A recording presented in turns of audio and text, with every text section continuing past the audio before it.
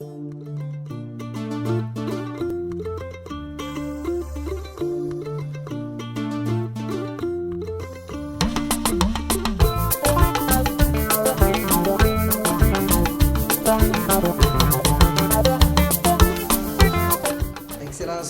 Messieurs les ambassadeurs et représentants des institutions diplomatiques au Niger, Madame la coordinatrice du système des Nations Unies au Niger, Mesdames et Messieurs les représentants des partenaires techniques et financiers, Monsieur le directeur national de la BCAO, Monsieur le gouverneur de la région de Niamey, Monsieur le secrétaire exécutif de la stratégie nationale de finances inclusives, Mesdames et Messieurs les directeurs généraux de banques et institutions financières, des sociétés de téléphonie mobile, des entreprises de technologie financière, honorables députés en vos rangs, titres, grades et qualités respectifs, Mesdames et Messieurs, c'est avec un réel plaisir que je m'adresse à vous à l'occasion de la première édition de la Journée de l'inclusion financière et de l'innovation numérique au Niger, surnommée GIFIN, qu'organise aujourd'hui mon département ministériel, placé sous le haut patronage de son Excellence Monsieur le Premier ministre Oumoudou Mahamadou, empêché pour des contraintes de dernière minute. Je voudrais tout particulièrement exprimer ma reconnaissance à votre égard pour avoir fait le déplacement aujourd'hui, bien que nous soyons un samedi pour lequel nous connaissons toutes les contraintes de déplacement. Plus qu'un témoignage de l'importance que vous accordez à l'inclusion financière, cela constitue à mes yeux un signal fort de votre engagement pour œuvrer pour le bien-être des populations nigériennes, notamment celles qui vivent en milieu rural, ainsi qu'à une croissance économique davantage inclusive pour le Niger. En effet, une utilisation élargie des services financiers de base à ces populations participe de l'amélioration de leurs conditions de vie, grâce notamment à l'autonomisation économique de jeunes et de femmes, permise par l'entrepreneuriat et le développement des activités génératrices de revenus. À cet égard, je voudrais saluer la présence des représentants des partenaires techniques et financiers qui accompagnent le Niger dans ses efforts en faveur du développement de l'inclusion financière, en particulier le Fonds d'équipement des Nations Unies, l'INCDF, qui a appuyé le secrétariat exécutif de la finance inclusive dans l'organisation de cette activité. Qu'ils en soient remerciés, Madame la représentante, à travers votre présence ici. Mesdames et Messieurs, honorables invités, la journée de l'inclusion financière et de l'innovation numérique dont nous célébrons aujourd'hui, comme je le disais, la première édition, vise à rassembler tous les acteurs de l'écosystème autour d'une thématique majeure visant à accélérer le développement de l'inclusion financière au Niger. Cette première édition vise à faire l'état des lieux de la finance numérique au Niger grâce à une cartographie des services financiers numériques aux populations et dans les administrations publiques. À cet égard, les solutions digitales développées par les fintech nationales et leurs projets en cours seront présentés, l'occasion pour les prestataires de services financiers, notamment des institutions de microfinance, d'en disposer ou de moderniser le leur dans le but d'accélérer l'inclusion financière des populations en milieu rural et urbain défavorisées. Des prix d'encouragement seront également décernés aux fintech innovantes. La journée est organisée donc en 3 parties. Une première partie sera consacrée aux exposés débats. La deuxième partie, c'est la présentation des différentes solutions innovantes et la remise des prix d'encouragement. Et la dernière partie sera consacrée à la visite des stands qui nous entourent actuellement. Honorables invités, Mesdames et Messieurs, les évolutions perceptibles de l'écosystème financier mondial et singulièrement de notre sous-région de l'UEMOA indiquent que les progrès en matière d'inclusion financière seront tirés notamment par les paiements numériques, les politiques gouvernementales de digitalisation et le développement des services financiers de seconde génération via particulièrement la téléphonie mobile. C'est la base des données définitives de la BCAO pour l'année 2020. Il ressort que les services financiers numériques ont connu une évolution notable au niveau de l'offre, de l'accès, de la distribution, de l'utilisation au plan régional et national, malgré la pandémie de la Covid-19 qui a impacté plusieurs secteurs de l'activité économique. Au niveau de l'offre, 42 initiatives d'émission de monnaie via la téléphonie mobile ont été enregistrées dans l'Union au 31 décembre. Avec 29 innovations, notamment au niveau des banques, elles deviennent donc, dans le cadre des partenariats avec les fintech et les opérateurs de téléphonie mobile, la majorité des offres. Elles détiennent la majorité des offres plutôt, suivies des établissements de monnaie électronique avec 12 initiatives. Concernant le taux d'activité consolidé, il atteint 45,4% en 2020 contre 43,6% en 2019 et 37,8% en 2018. Cette progression traduit le dynamisme de ce secteur qui a contribué à hauteur de 48,6% au taux d'inclusion financière de l'Union établi à 103,8% en 2020 contre une contribution de 38,8% en 2019. En matière d'utilisation, les transactions ont progressé de 38% en volume, 44% en valeur en 2020 pour atteindre 3 497 millions d'opérations d'une valeur de 41 455 milliards de francs CFA. Une année plus tôt, en 2019 donc, c'est 2 632 millions d'opérations pour une valeur de 28 733 milliards de francs CFA. Honorables invités, mesdames et messieurs, cette évolution est attribuable en grande partie aux mesures d'atténuation de l'impact de la COVID-19 prises par les autorités gouvernementales de l'Union de concert avec les autorités monétaires, notamment la gratuité des transferts de monnaie électronique entre personnes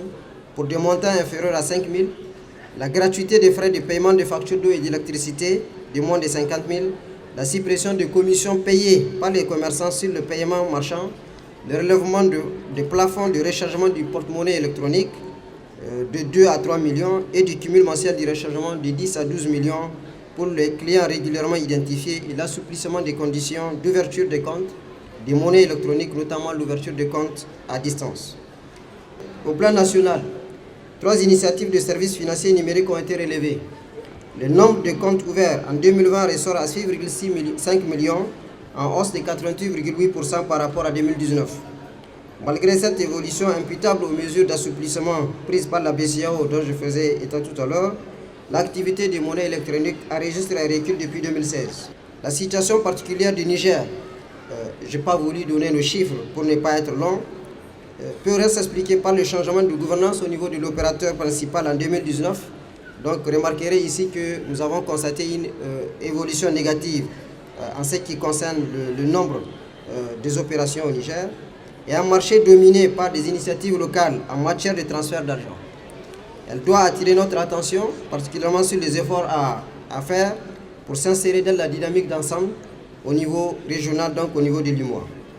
Honorables invités, mesdames et messieurs, vous comprenez alors toute l'importance que révèle le thème de cette première édition de la GIFIN que nous avons appelé « Construire une économie numérique globale au service du développement économique inclusif du Niger ». La transformation numérique est aujourd'hui un sujet d'actualité, aussi bien pour les économies développées et particulièrement pour celles des pays émergents et en développement. L'usage des nouvelles technologies de l'information et de la communication a ouvert la voie à une transformation du paysage de la finance à travers la suppression des barrières physiques, la dématérialisation des services offerts,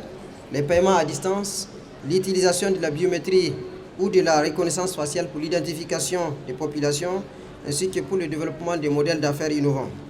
Cette nouvelle économie est porteuse de promesses surtout pour le PME et PMI, les jeunes, les femmes et les producteurs ruraux. En effet, les nouvelles technologies de l'information peuvent contribuer de manière significative à réduire l'asymétrie d'information et à fournir un accès fiable à de nouvelles sources de données, permettant ainsi de créer de nouveaux produits et services financiers adaptés et susceptibles et accessibles plutôt au plus grand nombre de populations, notamment dans le milieu rural. Elle favorise également la diversification des choix pour les consommateurs et encourage une concurrence accrue entre un éventail plus large d'acteurs. Honorables invités, mesdames et messieurs, les évolutions positives que je viens de vous présenter ont été rendues possibles grâce aux nombreuses initiatives entreprises par les autorités monétaires et les États membres de l'UMOA pour moderniser le cadre réglementaire ainsi que les infrastructures de paiement. Ces initiatives ont créé des conditions favorables à l'utilisation de nouveaux moyens de paiement par les administrations publiques, les entreprises, les grands facturiers et les populations initialement non bancarisées. Ainsi, les plus hautes autorités de ce pays, en premier chef son Excellence Mohamed Bazoum, président de la République, chef de l'État, s'est engagé dans l'amélioration de l'efficacité de l'administration publique à travers un vaste chantier de digitalisation des services publics et des textes ont été pris qui visent à favoriser la bancarisation et la promotion des paiements électroniques au niveau des services de l'État.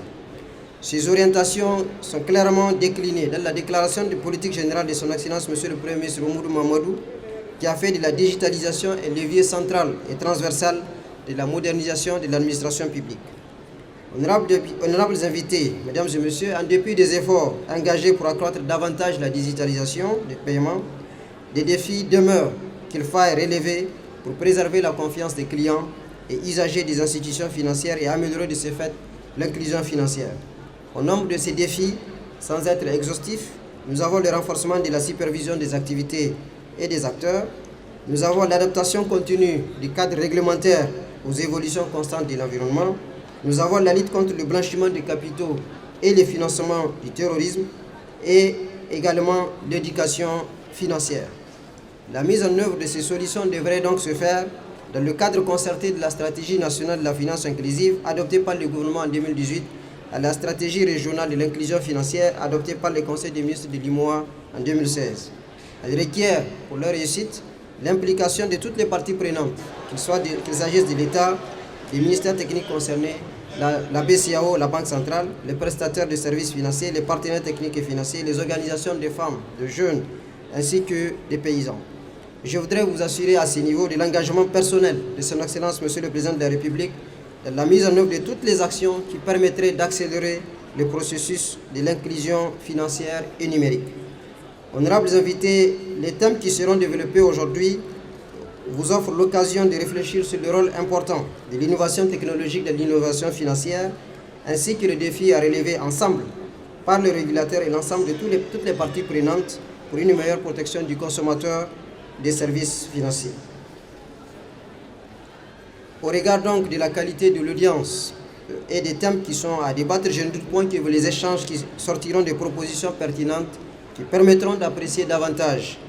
les risques et les bénéfices aussi, mais surtout des nouvelles pistes de solutions pour une digitalisation accrue aux risques maîtrisés des paiements et processus des administrations publiques, des institutions financières et des entreprises du secteur privé, ainsi que le développement de la microfinance et l'amélioration du financement de l'agriculture. Pour ma part, je puisse d'ores et déjà vous assurer que les conclusions et les recommandations de vos travaux seront une source d'inspiration dans la conduite des actions visant le renforcement de l'inclusion financière des populations nigériennes. Je voudrais donc, pour conclure, former le vœu que cet important rendez-vous de l'inclusion financière et de l'innovation numérique puisse tenir toutes ses promesses afin que le Niger en tire profit de manière à mieux contribuer à l'avènement d'une croissance plus inclusive au service de ces populations les plus défavorisées, notamment en milieu rural.